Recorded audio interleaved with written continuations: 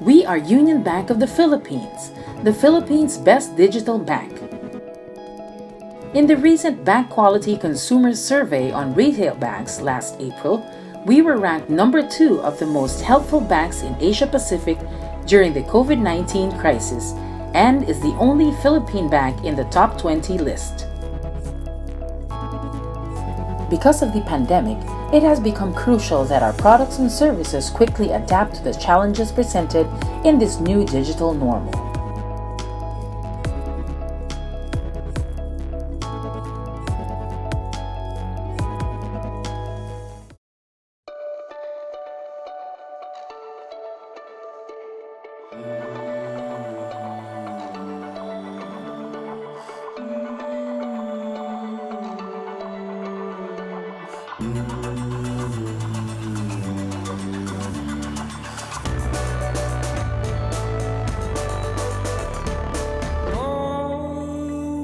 Suppose now shush, she makes the sound she makes to calm me down.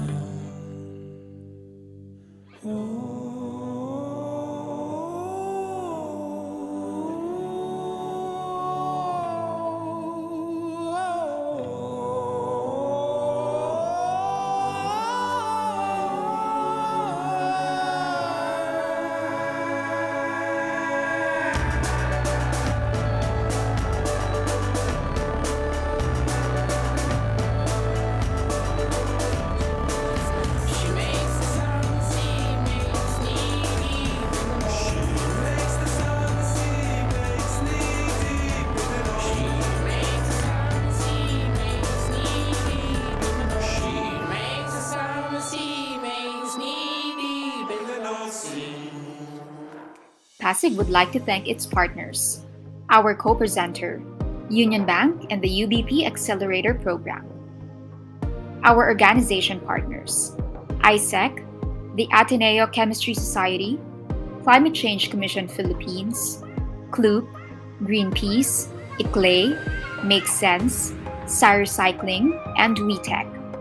Our thought leadership partners, Atma Prema Wellbeing Group, Pixera Global, Sakai, and the World Wildlife Fund. Our media partners, A Dose of Intensity, Business World, Manila Bulletin, Rappler, Sustaina Rumble, The Philippine Star, OneInManila.com, and Rank Magazine. Welcome back, Climathonians. We are now on the 4th session of Climathon Pasig Camp.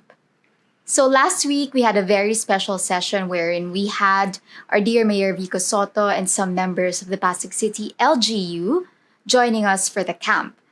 Now this week, we will explore a diverse range of topics.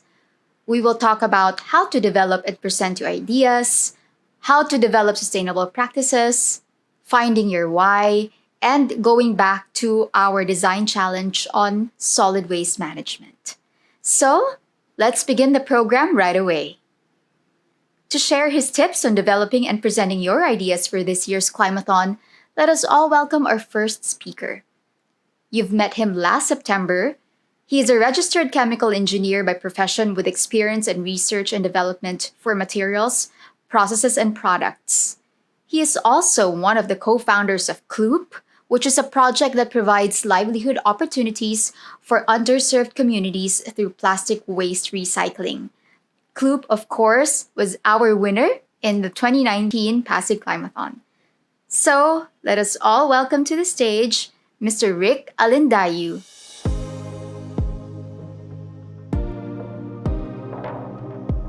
Hello, good day everyone. My name is Rick and today I will be doing a quick presentation on pitching for climate action.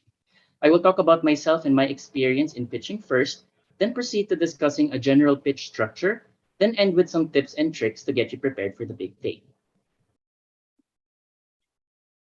So quickly, just to introduce myself, I'm Rick from Barangay Capitolio in Pasig City. I am a registered chemical engineer by profession with experience in research and development for materials, processes, and products. And I'm also one of the co-founders of Cloop, a project that provides livelihood opportunities for underserved communities through plastic waste recycling. And we were one of the champions in the first Climathon in the Philippines at Climathon Pasig 2019. Back then, Climathon was done in person with only 2 days of preparation. The first day was for ideation and refining of our ideas, and the second day was devoted to pitching in front of a panel where the chosen solutions will be piloted in Pasig. The stakes were really high and we really wanted to win that day. So we did our homework and prepared for the final pitch on the second day. Back then, the prompt was, how might we enable Pasig citizens and businesses to responsibly and sustainably reduce wastes in production and consumption while driving creative recycling? So this prompt was our guiding light for thinking of solutions to the problems encountered by the solid waste management system in the city of Pasig. We had a lot of ideas, such as the employment of PWD and women communities, an information, education, and communication campaign, or IEC. So basically, the possibilities were infinite to answer that problem statement. You could think of many ways to answer the prompt, but because of the nature of the hackathon, we had to focus on the key details that would make our solution easily understood and stand out among the rest. So we had a 1 minute pitch first as a screening process. That was on the first day, if I'm not mistaken. Then a 5 minute pitch on stage for the final selection of winners. Eventually, after the pitching rounds, we were selected as one of the champions for Climathon Pasig 2019, along with Satisfaction. And that moment made me realize the importance of a good pitch. You may have a great idea that could change the world, but if you communicate it poorly, your idea could fall on deaf ears. And that's what we want to avoid. So today I'll be sharing some of my advice on how to structure your pitches. So a lot of formats exist depending on the type of pitch, such as fundraising pitches or getting customers for your product. But today I'll be touching on a more general format that can be tailored to your preference. So this is not the standard format for your pitches for Climathon, but this should only serve as a guide to getting the most important points across. Start first with a hook to get your audience's attention. So what storyline could be used to set the tone of the pitch? You can touch on a person's journey or maybe industry trends depending on the flow of your presentation. So during our pitch, we used a white screen for the hook so that the audience would focus on our story of communities along the Pasig River to prepare the setting of our pitch. So keep this part short because the hook is only there to get the attention of the judges and the audience. You can be more specific with the problem after the hook. So what is the gap present in the story? So you can refer to the prompts of the hackathon to guide you to shape the problem statement. Back then for Cloop, we presented two problems: that vulnerable communities need more income sources and local businesses have no means of upcycling waste. So this was connected to the prompt earlier, referring to Pasig citizens and local businesses. So there is a connection to be formed.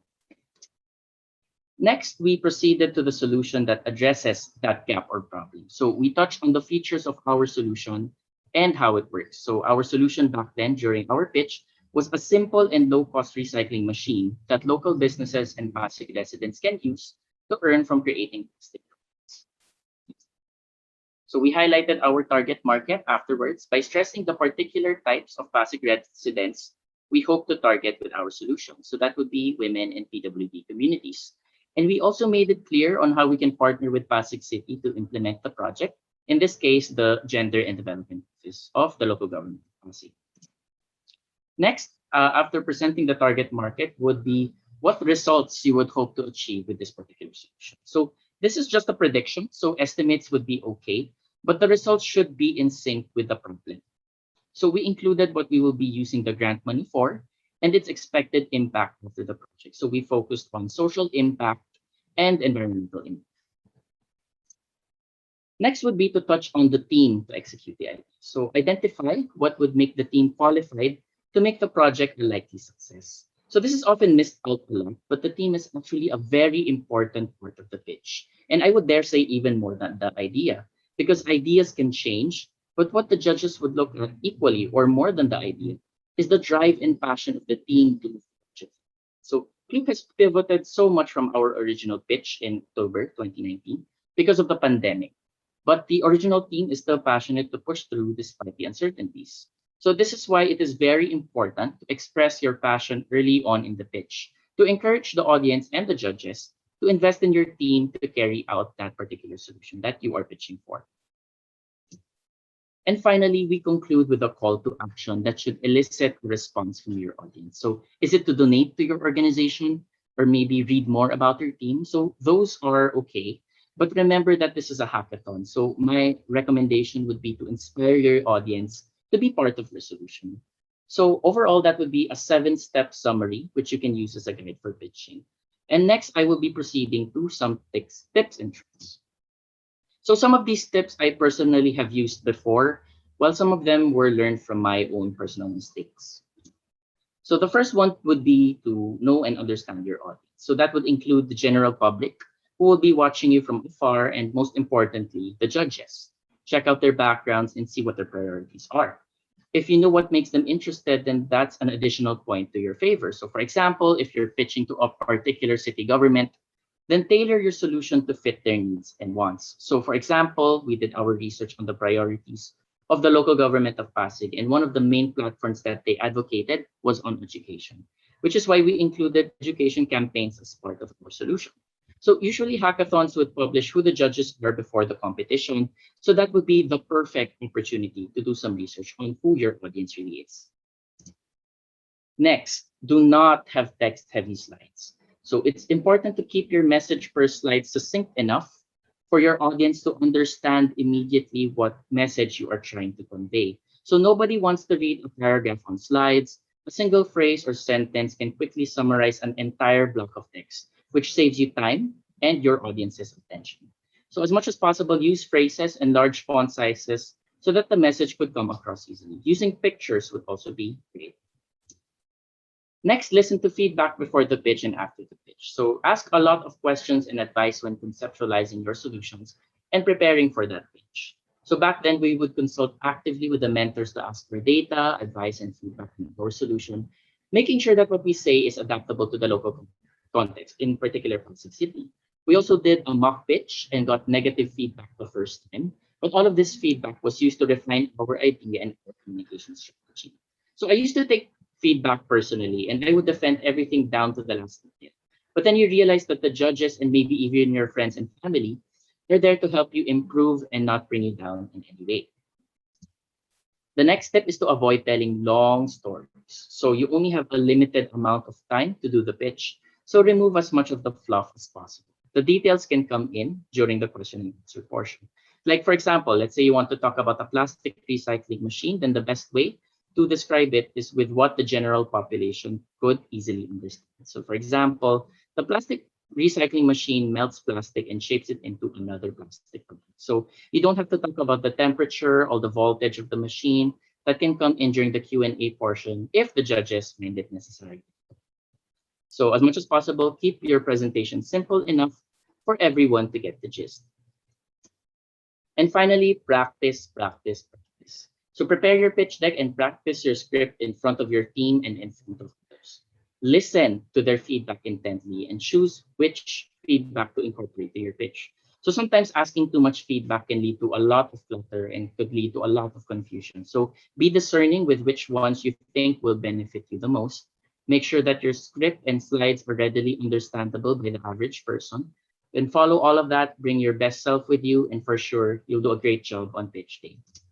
So most importantly, have fun throughout the process. Even if you don't win, Climathon is an excellent opportunity for you to gain experience and try out for the next opportunity that may come. So good luck, and I'll see you in Climathon Philippines 2021. Thank you very much, Rick, for helping our Climathonians to prepare for their presentations. We couldn't find a better speaker than Rick because he has been in the same position as you guys. So, let us now proceed to our next topic, which is on climate and renewable energy. Our next speaker is the Energy Transition Campaigner of Greenpeace Philippines.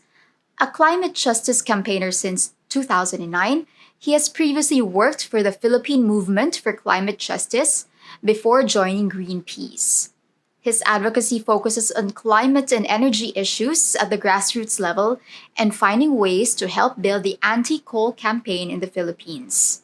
He was also involved in policy reforms during the Typhoon Yolanda rehabilitation of the Philippine government. He graduated from De La Salle College of St. Benil in 2008 with a degree in Consular and Diplomatic Affairs. So, everyone, Please welcome Mr. Kevin Yu.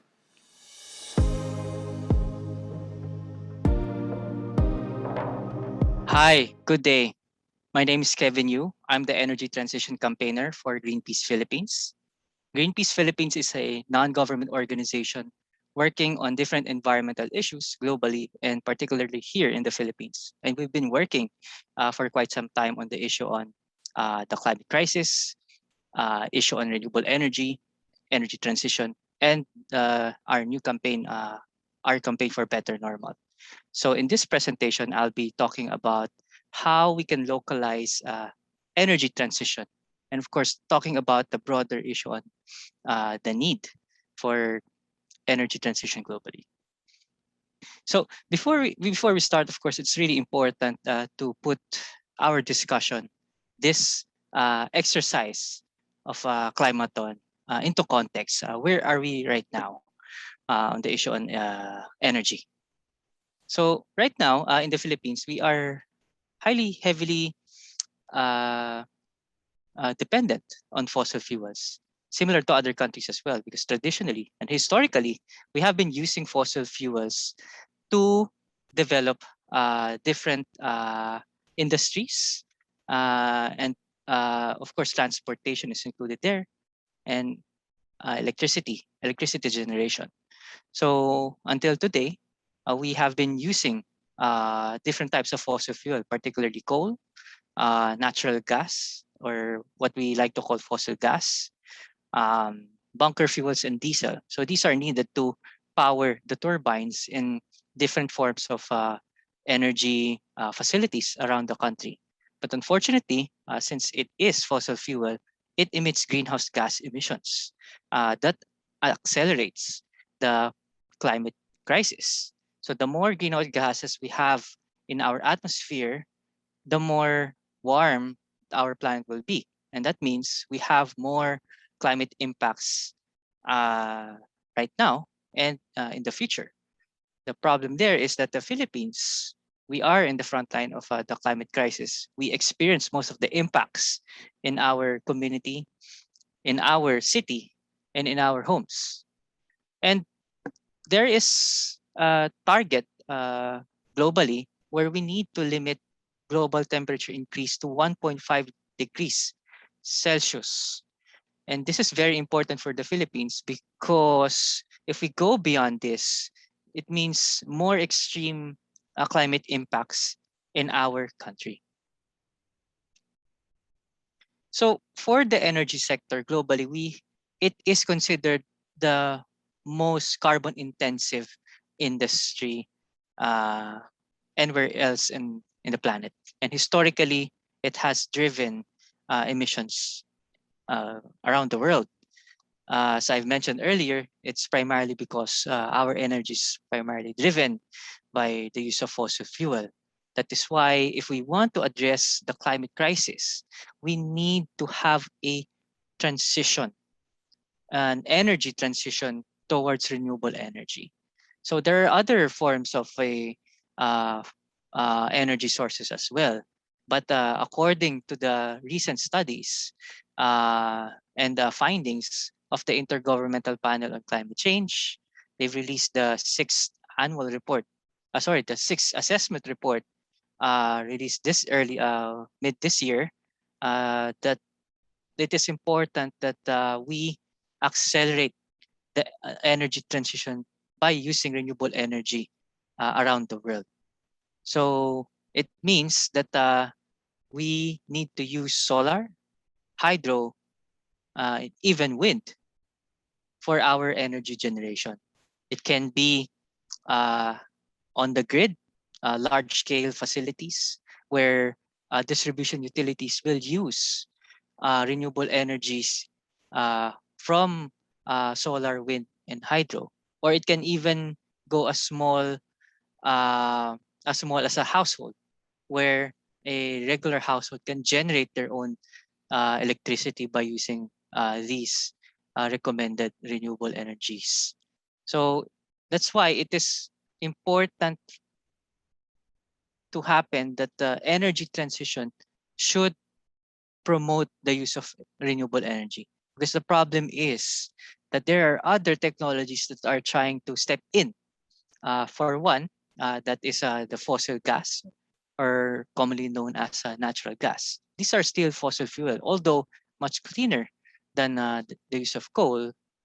It still emits, and it is it is still acceptable if we talk about it being used as a transition fuel 10 or 20 years ago. But since we have a shorter time frame, that means that we need to go directly in using renewable energy already, right now. And the many countries that have been discussing annually, particularly during the Paris Climate Agreement in 2015, agreed to a common target of 1.5 degrees. And for the energy sector here in the Philippines and across the world, we need to have at least 50% renewable energy by 2030. So that is a call for urgency, because within this decade, we need to reach this. To put this into our context, our energy mix right now is close to 35% only. And the national government is only targeting around 36% by 2030. So that is far from the 50% that is recommended according to our studies as a minimum for our country to achieve. Now, for this energy transition, it is important that um, we need to also have a transition period. It's difficult that we immediately shift, but we need to put that in mind.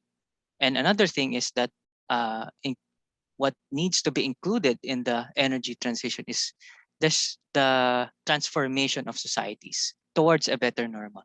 So we're not just pushing for a shift of technology, but we are pushing for better societies, better living conditions, better welfare, and a happy life for our society. Because if we have cleaner and affordable energy, that will be one of the end goals of our efforts to shift away from fossil fuel. So I have some key considerations for you folks working on this Climathon for the energy transition in Pasig.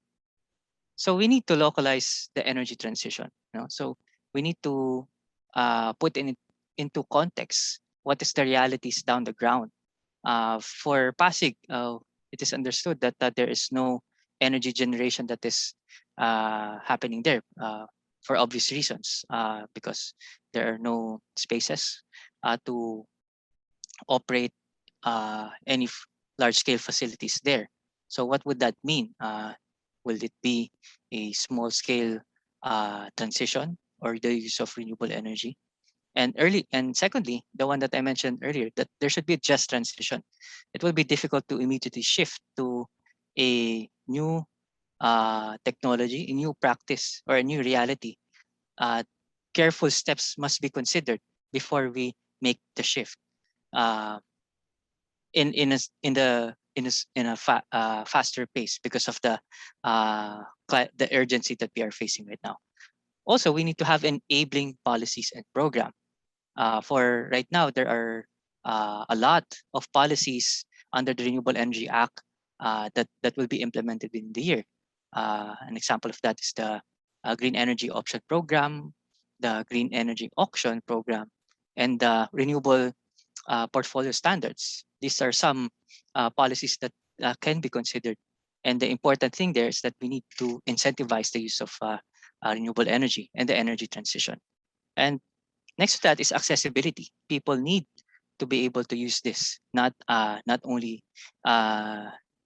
and not to make it exclusive to different industries and different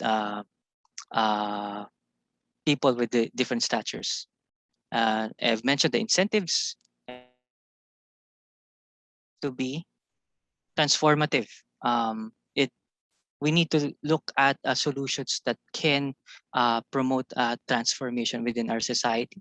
So that means if a local community is used to using energy from the grid, and how can we transform these societies making them more self-sufficient by developing creating their own energy, because our energy from the grid is unfortunately coming from fossil fuels.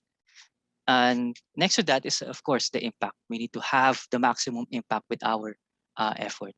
And lastly, it needs to be replicable and scalable. And so if we are successful in doing this in one barangay, then how it can be replicated in other areas in Pasig, and how it can be scaled up to the point that if not all barangays and areas in Pasig will be able to replicate these initiatives. So we wish you the best of luck, and I hope that my inputs will provide more insights for your efforts in developing more solutions for this climathon for Pasig. Thank you very much. Now, before we proceed to the next part of the program, we will give you enough time for a screen break. See you in a bit, Climathonians.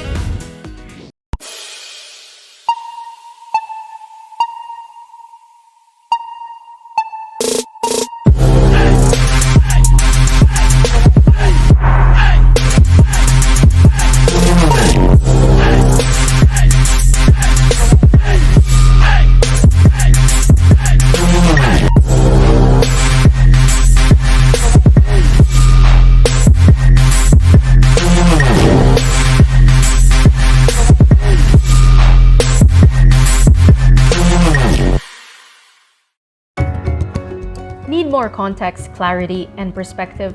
Get the full picture with Rappler Plus. With exclusive content and events, you'll get an opportunity to discuss issues with reporters, experts, and featured guests while helping Rappler continue its fearless journalism. Join now. This is the Manila Bulletin, traversing time and truth since 1900. The newspaper with a century-long legacy of standing witness to the country's history and development. Today, the Manila Bulletin strives to make the nation be fully informed, and the Manila Bulletin will continue to inform, inspire, empower, telling timely stories and timeless truths through this century and beyond.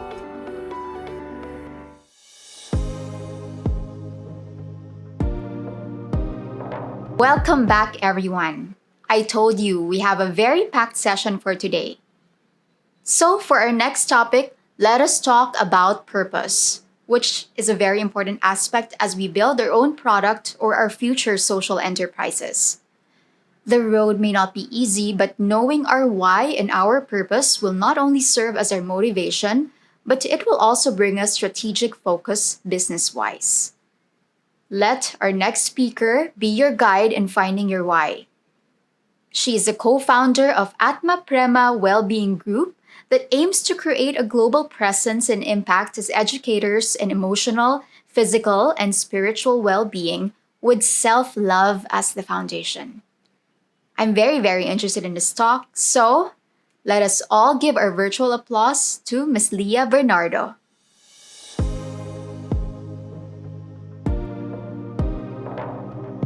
Hello, my name is Leah Bernardo, and I'm here with you today to talk to you about finding your purpose. My company is called Atma Prema Wellbeing Group, and we are a group of educators dedicated towards the education of self-love. It's been my experience that everyone wants to be happier and wants to live from their purpose.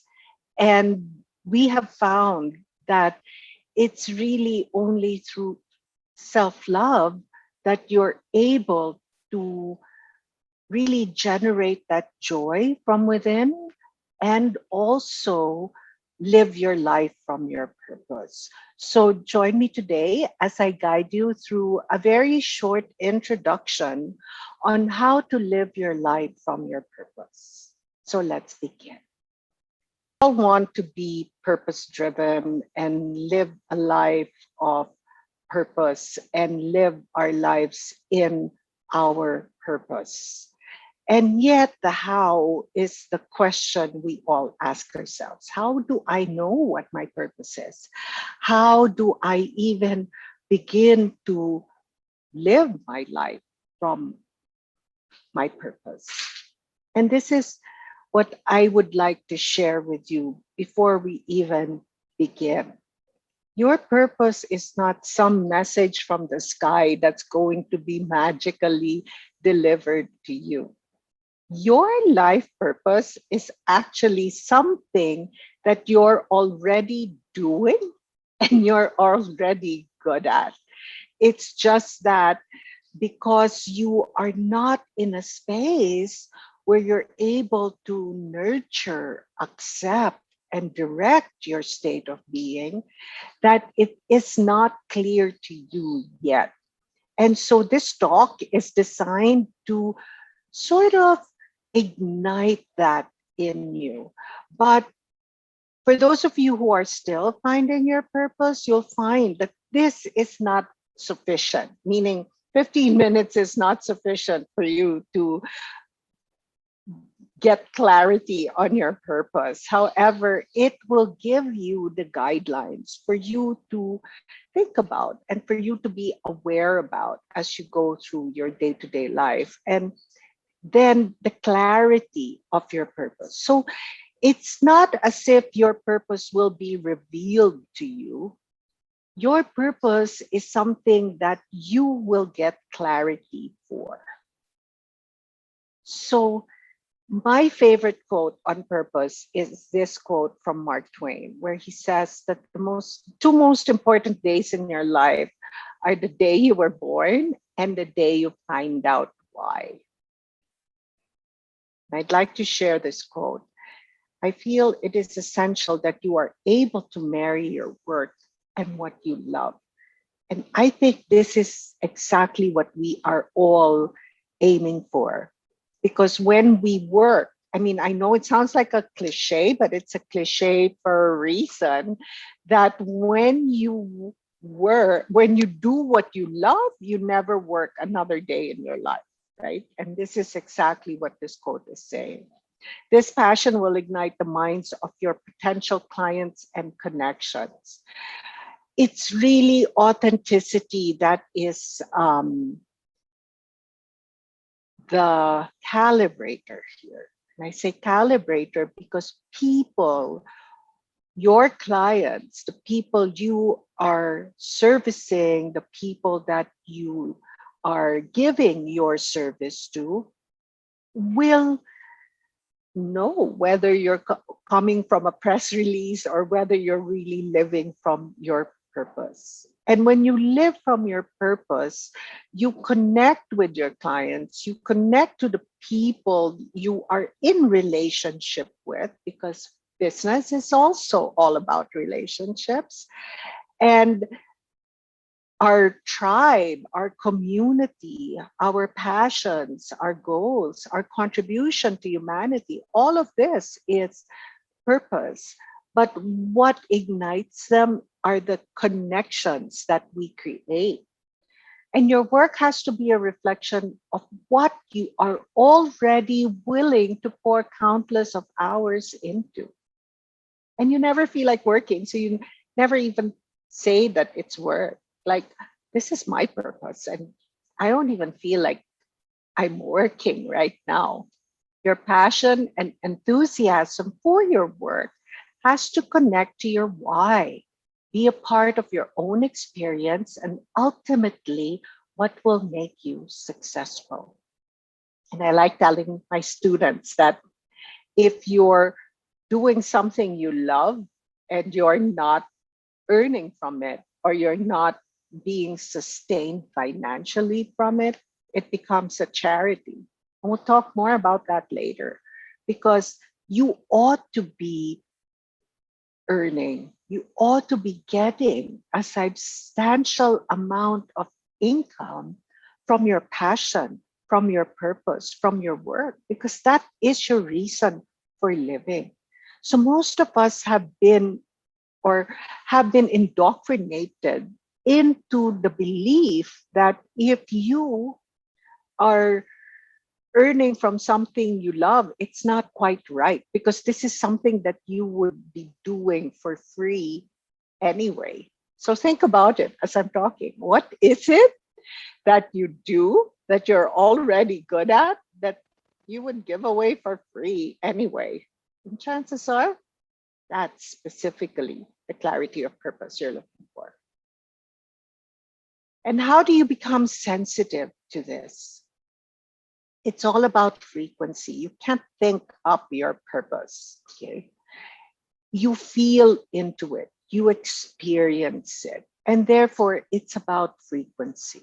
What is frequency? Frequency is vibration. Frequency is energy. Everything has a frequency. Music has a frequency. We have a frequency. Everything around us is measured. Our energy is measured in frequency. When we talk about your personal vibrational frequency, we are actually measuring your relationship with yourself. Okay? And I think I'm going to let that sink in for a little while, because we don't really measure the amount, the frequency, or the relationship we have with ourselves. Most people are external. Most people are feeling that something from the outside is doing something to them. Okay. And hence creating that feeling inside.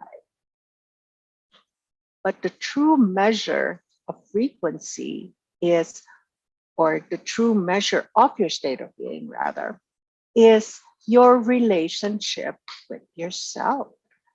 And you either feel good about it or not so good about it. And that is frequency. So the secret here is learning to direct your frequency is your greatest superpower, because you can flip your frequency, you can raise your frequency. And happy people are so aware of their frequency that it becomes their absolute priority in life. And when you make your frequency your priority, you're loving yourself. And you're able to manage your emotions, because our subconscious mind governs 90% of our behavior. And so when we understand this, all we really need to do is take care of our side of the fence so that we can respond rather than react. And we can always come from the highest version of ourselves. I call this the mastermind. And the mastermind is simply this: your words become your thoughts become your beliefs, and your beliefs are your actions or your behavior and your attitude. So the entire output of behavior comes from you uttering words, super powerful words that will shape your thoughts and shape your beliefs. And calibrating to your frequency is quite easy because our bodies never lie, and our bodies will direct us to feeling good or not feeling so good. When the body does not feel so good, it contracts. When the body feels better, it expands. So when you're fearful, what happens? We always equate fear to paralysis, non-movement, correct? And so when we equate fear with paralysis, think about it. The reason you're not moving is because you are frozen in fear, because you are not moving. You are not breathing, sorry, you're not moving because you're not breathing. And so your body will tell you whether or not it is high frequency or not. It's just a matter of listening to it. And so the formula I use for raising your frequency is move, learn, grow, create. And when we move, learn, grow, create, we're able to now calibrate to our frequency. Okay. I'm going to skip this because I only have 5 minutes left. So I just want you to focus on your self-sovereignty, being able to create your own heaven on earth, and being able to direct your own frequency. And it's all about knowing who you are, your strength, your values. Okay, so take a moment, take a screenshot of this or take a photograph with your phone and identify what your 5 non-negotiables are. And this, in fact, will tell you what your values are. And give yourself the time, the insight to journal what you want, who you are, what your dreams are. Because if you stop and actually list down what you desire without limitations, without I'm not good enough, without I can't afford this will direct you towards your life's purpose. What is your passion? And that's what I said earlier. What would you do? And what are you already doing that you don't mind not getting paid for? Because your purpose is already something that you're passionate about and that you're good at. And your profession, what is that thing you tell yourself, I wish I could get paid for this? Okay, because that's your purpose. And we call this the ikigai, or your reason for being. And do this exercise when you have the time. And I love this whole infographic of ikigai, because all you need to do is fill in the blanks, and it will slowly but surely lead you towards your desired purpose. Because know that no one can create this for you except yourself. That you are, in fact, accountable and responsible for creating your own heaven on earth. Because a person that is in self-sovereignty lives life from their purpose in authenticity. And that purpose is a contribution to humanity. And there is no contribution to humanity that's too big or too small. And I'm going to end this by saying, you are not a drop in the ocean. but you are the entire ocean in a single drop. So for more information, you can follow us on Instagram, and I look forward to hearing from you very soon. Thank you very much. What an inspiring talk, Leah. I hope you guys learned a lot from that. And feel free to replay that session over and over if you need to. So, on to our last topic, to talk about waste management, which is part of our 3 design challenges. Let us welcome our next speaker. She is the Zero Waste campaigner at Greenpeace Southeast Asia Philippines. The Zero Waste and Plastics campaign aims to address plastic pollution through a life cycle perspective and the phase-out of single-use plastics. Before working as a campaigner, she worked as the campaign coordinator for the Climate Justice and Liability Campaign and the assistant to the country director at the organization. She worked in research and development at Negros Women for Tomorrow Foundation prior to working at Greenpeace. At NWTF, she managed projects and developed programs for environmental services, community development, poverty alleviation, and the financial inclusion of women. Friends, let us all welcome Miss MARIAN LEDESMA.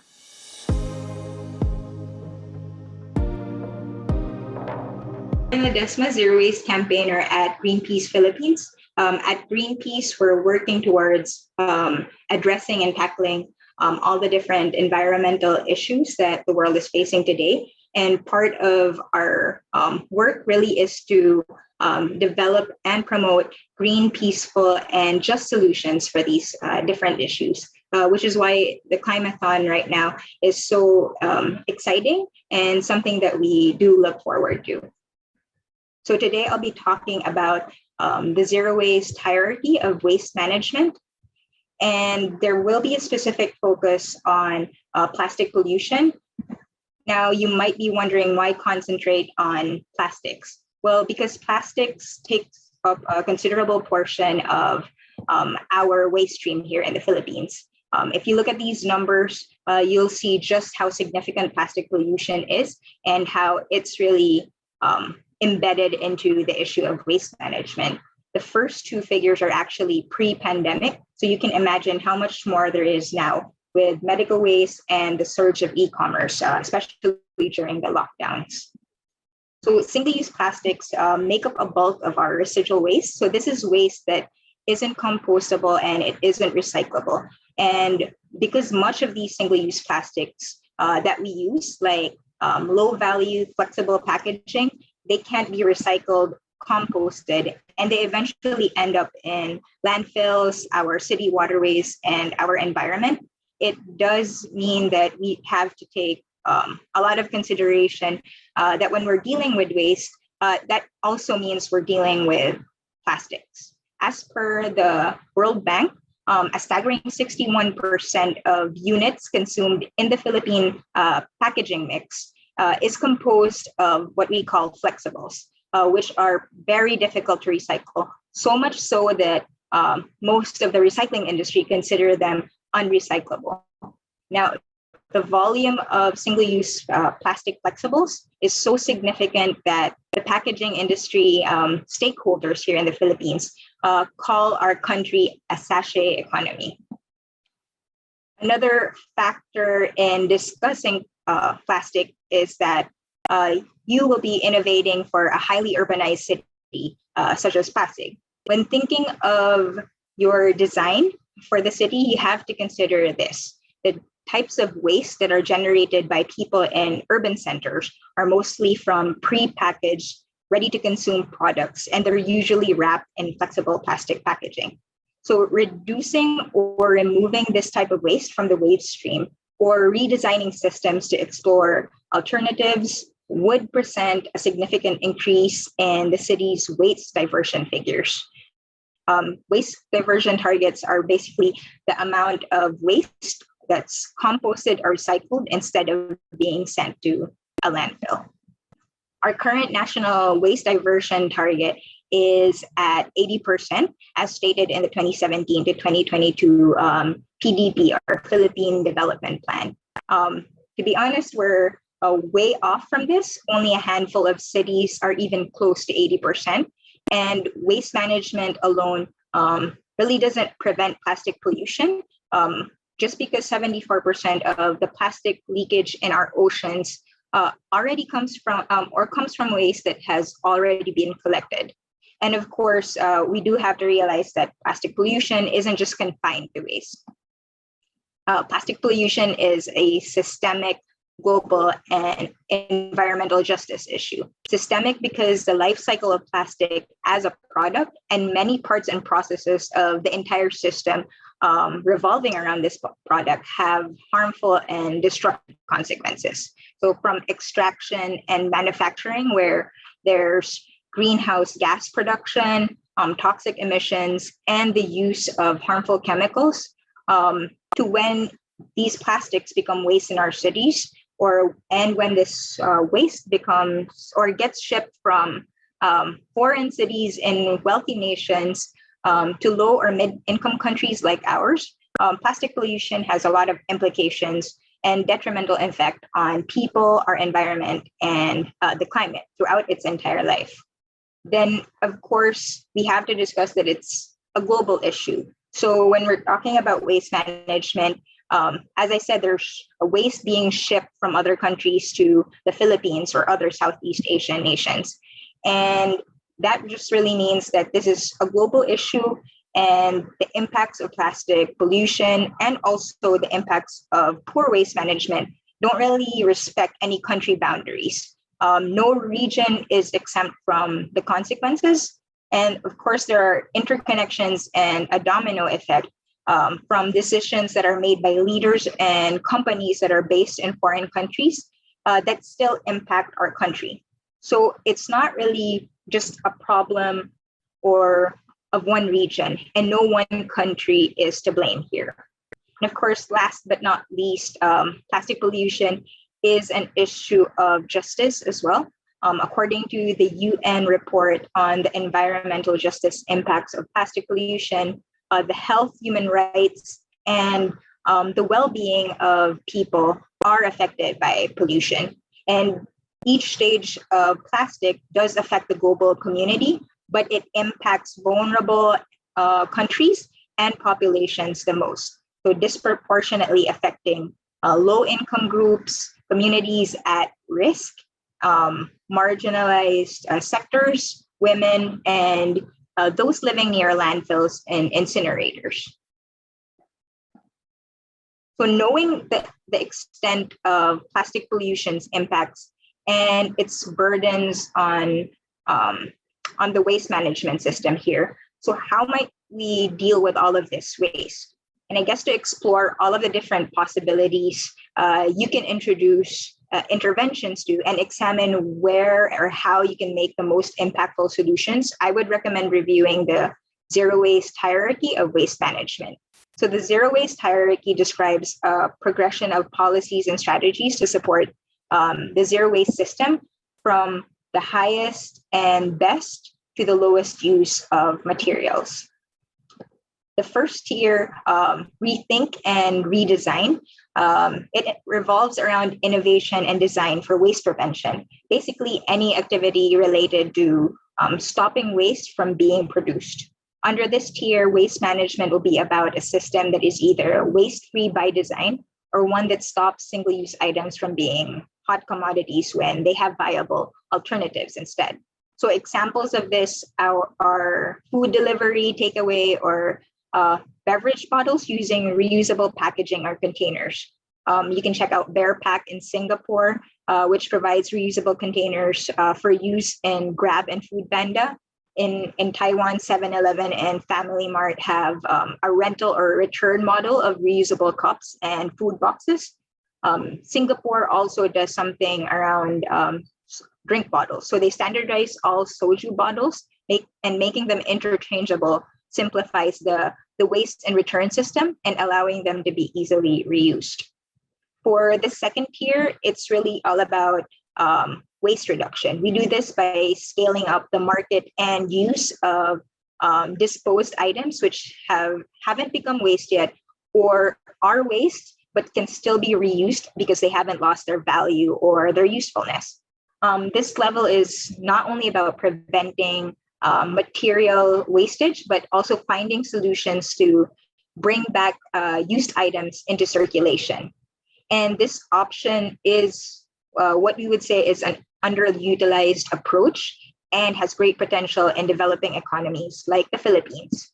So for examples of this, you can look up Phoenix, which develops systems for supermarkets to prevent food from going to waste, and also making these food that's near wastage already available for consumption.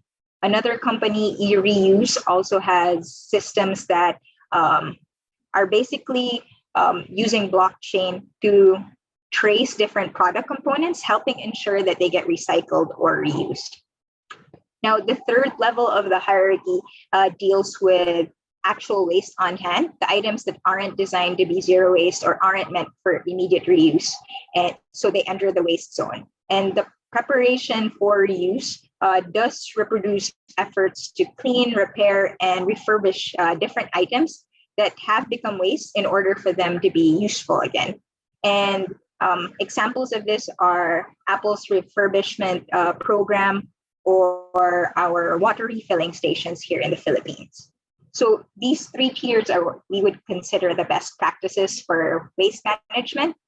Now, the fourth tier is about approaches that turn segregated waste into high quality secondary raw materials. It's what we think of really when we hear waste management. So you hear waste management, you think it's about recycling or composting organic waste.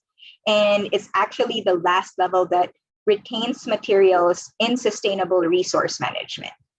This particular tier, it has a huge potential to manage waste efficiently, but it shouldn't be our preferred solution or the only solution that we are relying on. There are more efficient usage of materials and products out there. And for an example of this use is like composting food waste for fertilizer or upcycling certain plastic goods to turn them into construction materials or furniture. So the priorities for this stage include recycling without any loss of quality, decentralizing composting facilities, and also promoting sustainable natural cycles. For the last three tiers, they're not exactly what you would consider sustainable or circular because they encourage continued use of wasteful products and a steady flow of waste, which is a finite resource. So material recovery is about recovering materials through better segregation of mixed waste at source and the recovery of materials at existing disposal sites. So if you do want to consider energy recovery from waste, what zero waste organizations recommend is that it should only be performed through natural systems that require no energy input and that operate at biological temperatures. So an example of this is anaerobic digestion to generate power. And the last two are residuals management and the level of being unacceptable or unacceptable options. Now for residual management, it's just, this sort of kickstarts the entire loop again, where you have to constantly analyze and assess residuals and discarded materials to determine how you can redesign or process them in the first 5 stages so they never reach this tier. And then for unacceptable waste approaches, it's really options which obstruction transition to zero waste, destroy resources, or are what we call environmentally unacceptable. And landfilling of non-stabilized waste, littering, and any sort of burning or co-processing of waste are examples for this. So we often call these false solutions because A, they don't solve the root cause of the issue, B, they justify continued use of wasteful products, and C is that instead of solving the problem of pollution and waste, they actually cause more issues like greenhouse gas production, health risks from toxic emissions, and other justice issues when it comes to nearby communities. So in a true circular economy, these options should be eliminated from waste management. Now that you've seen which areas of waste management you can explore, the most appealing and effective strategy really is to introduce the issue or address the issue at its source. Upstream solutions like redesign, reduce, and reuse give us the opportunity to prevent waste and avoid harmful production processes, and of course, stop pollution. So when you're rethinking and redesigning processes of waste management, it would be good to ask yourselves, like, how can you encourage, complement, or make it easy for local governments to implement RA 9003 or the Ecological Solid Waste Management Act? How can you incentivize people to practice segregation at source or to use reusables? How can you enable people to refuse or reduce plastic and other wasteful products that generate unmanageable waste? So if you figure out how to do all of these things, and you start really going around this idea of rethinking products, systems, packaging, and business models, you'll be able to really start at one of the highest tiers of the zero waste hierarchy. And of course, if you're thinking of exploring how to help communities and companies of all sizes incorporate reuse into their waste management system or their business model, I would recommend looking up the Ellen MacArthur Foundation Innovation Guide. I won't get into it so much because it's pretty extensive, but the key thing really is that when you're considering shifting to reusable models, really be in that right innovation mindset of rethinking the status quo, disrupting industries with fresh ideas that will eliminate waste and facilitate circularity at the same time. Now, for this hackathon, you have the freedom to choose which tier you plan your innovation around. I highly encourage that you consider the highest tiers. So all of these tiers, they have some impact when it comes to waste, but these highest tiers would have the most significant impact and the opportunity to change not just the waste management system, but also how LGUs, communities, and businesses cooperate to prevent waste from the very start. And if you have any questions, you can reach me by email or LinkedIn. I'm looking forward to seeing what ideas you come up with. Good luck. Thank you for joining us for Climathon Pasig Camp, Marian. We are very lucky to have you. Before we close this afternoon session, again, kindly be informed of important Climathon Pasig reminders. Make sure to follow Climathon Pasig on Facebook to stay updated with our calendar of events. Mark your calendars as our camp sessions will happen every Friday of September and the first 2 weeks of October from 4 p.m. to 5:30 p.m. On October 8, we will also have our team registrations. Our ideathon will officially kick off on October 9 up until October 23. This is when you will meet with your teams to come up with your solutions. October 25 to 29 is our Global Climathon Week, where the pitching and announcement of winners will happen. A few more reminders. We have sent you your digital kit containing all the important information about Climathon Pasig, including what you can see on your screen. Reminding you of our criteria for judging. Are you a part of our Slack channel yet? Slack is our official participant channel for Climathon Pasig, and it contains all the resources that you need, including how to consult with coaches, how to find team members, and many more. Take a look at the free ideathon tools available for you and your teams. Wondering how you will build your team? Here are our recommended mechanics which you can do on Slack. For your pitch video submissions, here are our instructions. Once again, connect with us on all our social media channels to stay tuned with all our activities. Good luck to you, Climathonian! Once again, thank you, Climathonians, for answering the call to save our environment and for becoming climate rangers.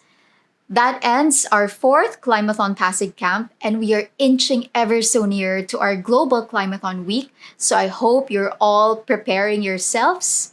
I hope you're also opening our emails as we have sent several reminders to download our digital kit. And of course, very, very important, if you haven't yet, please join us on Slack, as that will be our main communications hub for Climathon Pasig.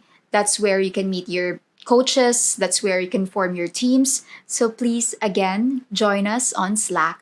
Please check your emails as we have sent the link to join there. So, everyone, it's been a joy being with you every Friday. We'll see you again next week, October 8th at 4 p.m. Thank you, everyone.